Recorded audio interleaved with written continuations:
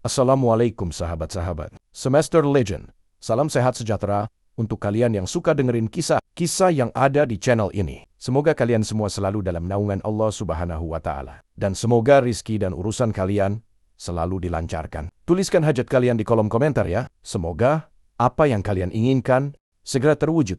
Amin. Setelah mendengar tafsiran Yusuf, Raja Mesir terkesan dengan kebijaksanaan dan keteguhan hati Yusuf. Ia menyadari bahwa Yusuf bukanlah orang biasa. Raja kemudian memutuskan untuk mengangkat Yusuf sebagai penguasa yang bertanggung jawab mengelola persediaan pangan selama masa kesuburan dan kelaparan yang akan datang. Yusuf, yang sebelumnya seorang tahanan, kini diangkat menjadi salah satu orang paling berkuasa di Mesir. Dengan kekuasaan yang baru diberikan, Yusuf mulai merencanakan langkah-langkah strategis untuk menyelamatkan Mesir dari bencana.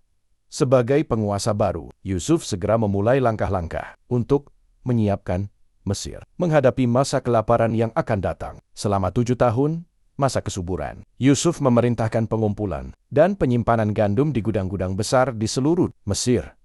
Dia memastikan bahwa semua panen yang berlimpah disimpan dengan baik sehingga dapat digunakan saat masa kelaparan tiba. Kebijaksanaan dan perencanaan Yusuf membuat Mesir menjadi negeri yang siap menghadapi bencana, seperti yang ditafsirkan Yusuf. Setelah 7 tahun kelimpahan, datanglah 7 tahun kelaparan yang melanda seluruh wilayah. Ladang-ladang kering, sungai-sungai menyusut, dan rakyat Mesir mulai merasakan kekurangan makanan. Namun, berkat kebijaksanaan Yusuf, Mesir memiliki persediaan yang cukup untuk bertahan. Yusuf mengelola distribusi makanan dengan adil, memastikan bahwa rakyat Mesir tidak kelaparan dan tetap sejahtera di tengah bencana ini. Masa kelaparan tidak hanya melanda Mesir, tetapi juga negeri-negeri sekitarnya, termasuk Kanaan, tempat keluarga Yusuf tinggal, saudara-saudara Yusuf yang kini mengalami kelaparan. Mendengar bahwa ada makanan di Mesir, mereka memutuskan untuk pergi ke Mesir untuk membeli gandum, tanpa mengetahui bahwa mereka akan bertemu kembali dengan saudara yang pernah mereka buang ke dalam sumur. Pertemuan ini akan menjadi awal dari pengungkapan kebenaran yang mengejutkan. Dengan Yusuf yang telah menjadi penguasa Mesir dan berhasil menyelamatkan negeri itu dari kelaparan. Namun, kisah ini belum selesai. Di episode berikutnya, saudara-saudara Yusuf akan datang ke Mesir dan tanpa sadar berhadapan dengan Yusuf yang mereka pernah hianati. Pertemuan ini akan membawa emosi yang kuat, penyesalan, dan pengampunan, serta memperlihatkan betapa besar rencana Allah dalam mengatur kehidupan hamba-Nya. Kelaparan yang melanda negeri Kanaan memaksa saudara-saudara Yusuf untuk pergi ke Mesir. Mereka mendengar bahwa ada persediaan makanan yang melimpah di sana, dan Mesir adalah satu-satunya harapan mereka untuk bertahan hidup. Tanpa mengetahui bahwa Yusuf kini menjadi penguasa yang bertanggung jawab atas persediaan pangan Mesir, mereka berangkat menuju negeri itu dengan hati penuh harap. Ketika mereka tiba, Yusuf segera mengenali saudara-saudaranya. Namun mereka tidak mengenalinya. Yusuf menyembunyikan identitasnya dan berbicara dengan saudara-saudaranya melalui seorang penerjemah. Dia bertindak tegas dan sedikit keras, menanyakan asal-usul mereka dan alasan mereka datang ke Mesir. Saudara-saudaranya menjelaskan bahwa mereka datang untuk membeli makanan karena kelaparan yang parah melanda tanah mereka. Yusuf menguji mereka dengan tuduhan bahwa mereka adalah mata-mata untuk melihat apakah mereka telah berubah sejak terakhir kali mereka bertemu. Yusuf memutuskan untuk menguji kejujuran saudara-saudaranya lebih lanjut. Dia bertanya tentang keluarga mereka, dan mereka mengaku bahwa mereka memiliki seorang ayah tua dan seorang adik laki-laki yang ditinggalkan di rumah. Yusuf kemudian memerintahkan agar salah satu dari mereka tinggal di Mesir sebagai jaminan. Sementara yang lainnya kembali ke Kanaan dan membawa adik mereka, Bunyamin, ke Mesir sebagai bukti bahwa mereka jujur. Saudara-saudaranya sangat terkejut dan ketakutan oleh permintaan ini, tetapi mereka tidak punya pilihan lain. Setelah meninggalkan Simeon di Mesir, saudara-saudara Yusuf kembali ke Kanaan dengan perasaan berat.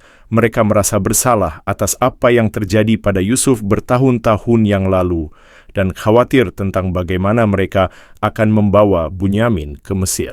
Ketika mereka tiba di rumah, mereka menceritakan segala yang terjadi kepada ayah mereka, Yakub. Mendengar bahwa mereka harus membawa Bunyamin ke Mesir, Yakub sangat sedih dan enggan, karena dia sangat mencintai Bunyamin sebagai pengganti Yusuf yang hilang.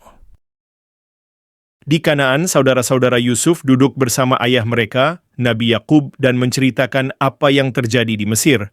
Mereka menjelaskan bagaimana penguasa Mesir yang kuat dan misterius menahan Simeon dan menuntut agar mereka membawa Bunyamin sebagai bukti kejujuran mereka.